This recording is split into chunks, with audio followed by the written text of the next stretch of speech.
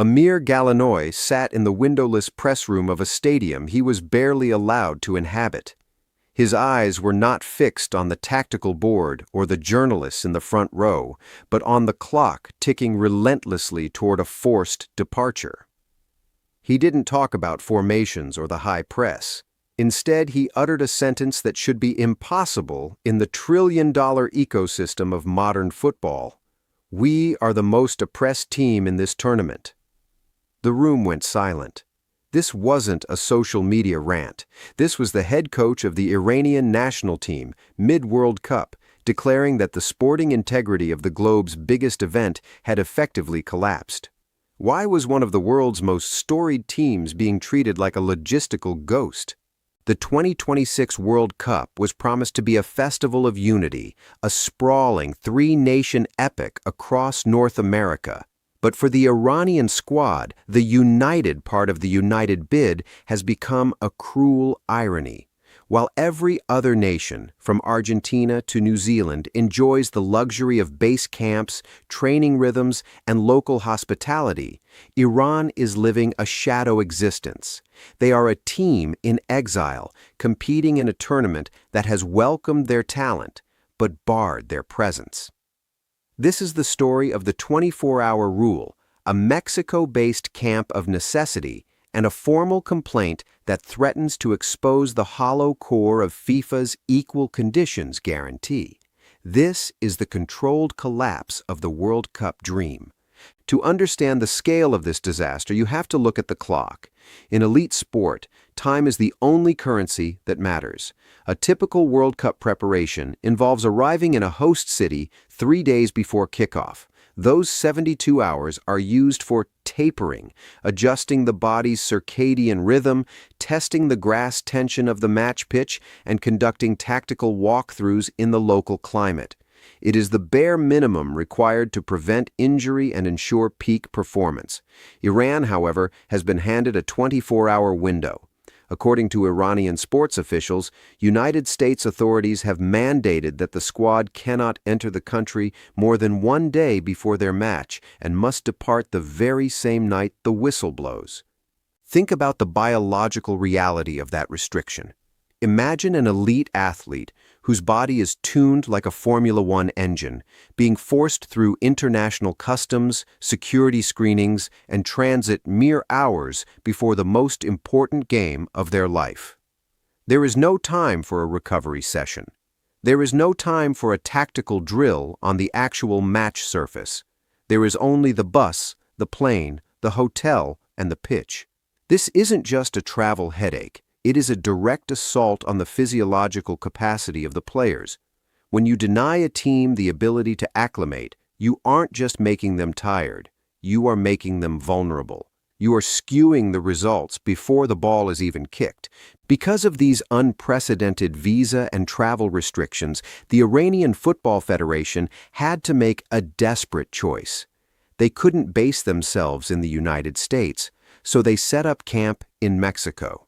This means that for their group stage fixtures in Los Angeles and Seattle, the entire Iranian delegation, players, coaches, medics, and kitmen must operate as a cross-border shuttle service.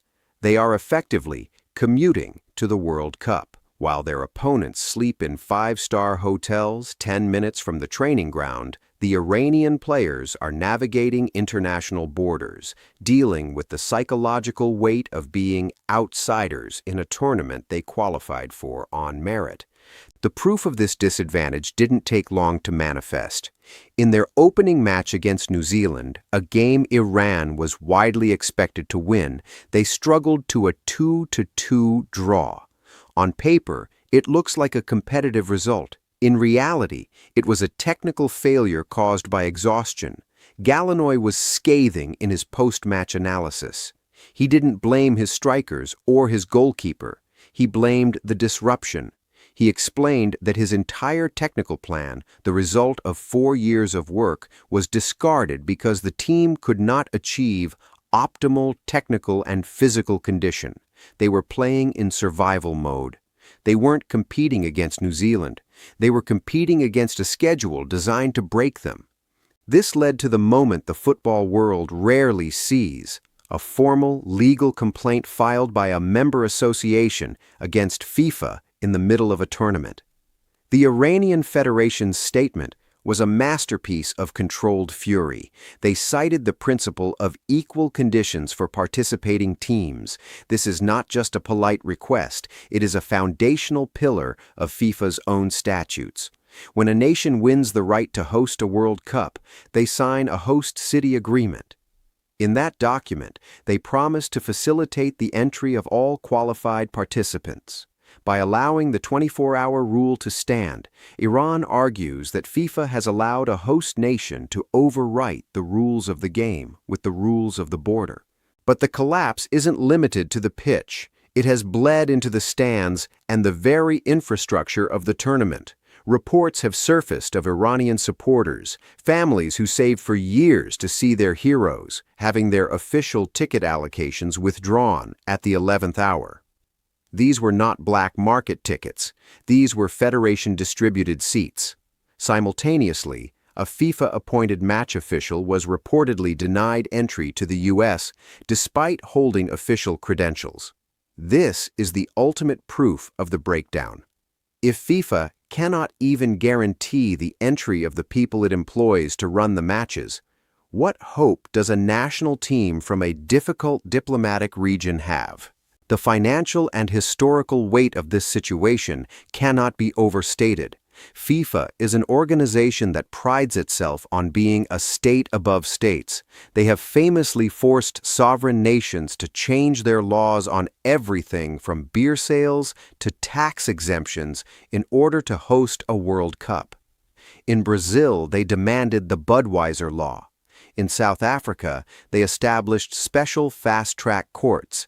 Yet, when faced with the fundamental right of a qualified team to train and prepare fairly, that legendary institutional muscle seems to have vanished.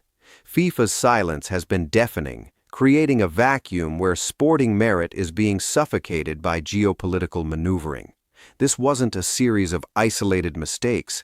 It was exactly how the system was designed to work. When FIFA awarded the 2026 tournament to a three-nation coalition, they touted it as a logistical marvel. They spoke of expanded horizons and unprecedented scale, but they failed to account for the reality of the controlled collapse, the moment where the complexity of the hosting model exceeds the organization's ability to enforce its own rules. By spreading the tournament across vast borders and varying diplomatic climates, FIFA created a tiered system of participation. There are the preferred nations, who move through the tournament with ease, and then there are the complicated nations, who are treated as a security problem to be managed rather than a competitor to be respected. The historical irony here is thick. In 1998, when the U.S. and Iran met in France, it was called the Mother of All Games. Despite the political tension, the match was a masterclass in sporting diplomacy.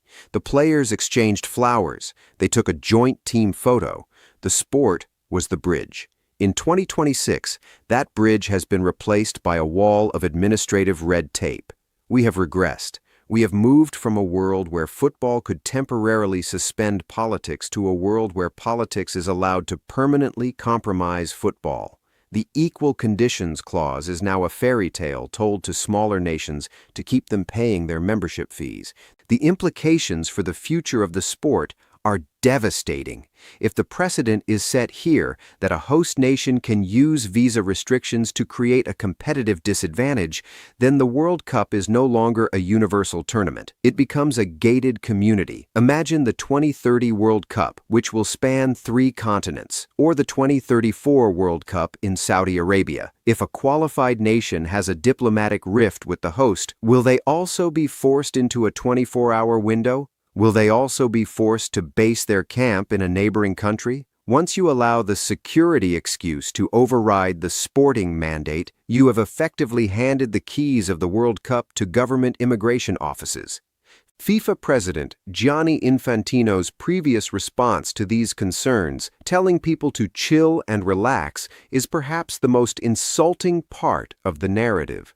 It is the language of a man who travels on a private jet and carries a diplomatic passport. To tell a coach like Galinoy, who is watching his players' hamstrings tighten from unnecessary travel, to chill is a form of institutional gaslighting. It suggests that the unfairness is all in their heads, that the 24-hour rule is just a minor quirk of the schedule, rather than a structural barrier to success. It is the response of an organization that has become too big to care about the details of fairness. The Iranian players now find themselves in a psychological purgatory. Every time they cross the border from Mexico into the U.S., they are reminded that they are different. They are reminded that their presence is tolerated but not welcomed. This creates a level of mental fatigue that no amount of physical training can overcome. It is the weight of knowing that no matter how hard you work, the game has been tilted against you by people who will never step onto the pitch. They are carrying the hopes of a nation while being treated like a clerical error. As the group stage progresses, the tension will only mount. Iran has 2 matches left to save their tournament, but the logistics aren't getting any easier.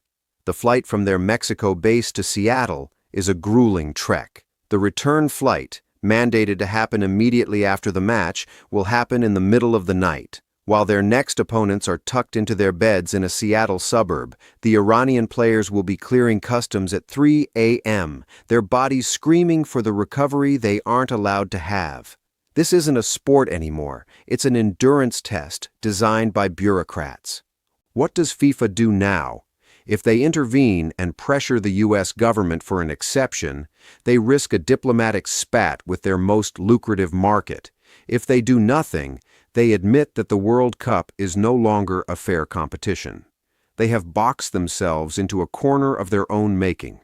By prioritizing the expanded World Cup and the billions in revenue it generates, they neglected the basic duty of a governing body, to protect the integrity of the game.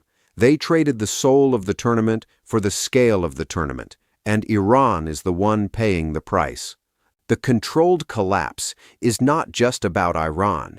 It is about the slow erosion of the idea that football is a neutral ground. It is about the realization that the World Cup, once a symbol of global meritocracy, is becoming a tool of soft power and exclusion. When a federation is forced to file a complaint against its own governing body in the middle of the world's biggest party, the party is already over. The music is still playing, the sponsors are still happy, and the TV cameras are still rolling, but the fundamental promise of the event has been broken. The fans in Tehran, the diaspora in Los Angeles, and the neutrals watching around the world are seeing something they weren't supposed to see. They are seeing the scaffolding of the FIFA machine, and it is rusted. They are seeing that football unites the world is a slogan for a billboard, not a policy for the pitch. The Iranian team will continue to play. They will continue to fight. But they are doing so in a system that has already decided their comfort is a secondary concern to a host nation's administrative convenience. As the sun sets over the training pitches in Mexico, away from the glitz of the American host cities, the Iranian squad prepares for another commute. They pack their bags for a journey that shouldn't be necessary. They check their watches, knowing that every minute spent in a security line is a minute lost to recovery. They are elite athletes being treated like transit passengers. They are the most oppressed team in the tournament, not because they lack talent, but because they lack the right stamp in their passports. The final image of this World Cup for many won't be a trophy lift or a last-minute goal. It will be a bus idling at a border crossing in the middle of the night. It will be the sight of world-class players trying to sleep in coach seats because they aren't allowed to stay in a hotel. It will be the realization that the most powerful organization in sports stood by and watched as the equal conditions of its own tournament were dismantled piece by piece. The question remains, does the trophy even matter if the race was rigged by the track? FIFA has yet to answer. The US government has yet to blink. And the Iranian players are still waiting for a fair chance to play the game they love. They aren't asking for a head start. They aren't asking for special treatment. They are simply asking for the same 3 days everyone else has.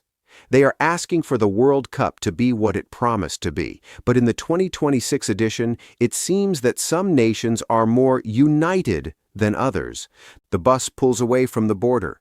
The players look out the windows at a country that only wants them for 24 hours. The whistle will blow, the ball will move, and the commentators will talk about passion and spirit, but they won't talk about the clock. They won't talk about the 3 a.m. customs checks. They won't talk about the controlled collapse of fairness, because in the modern World Cup, the spectacle must go on, even if the foundation is crumbling beneath it.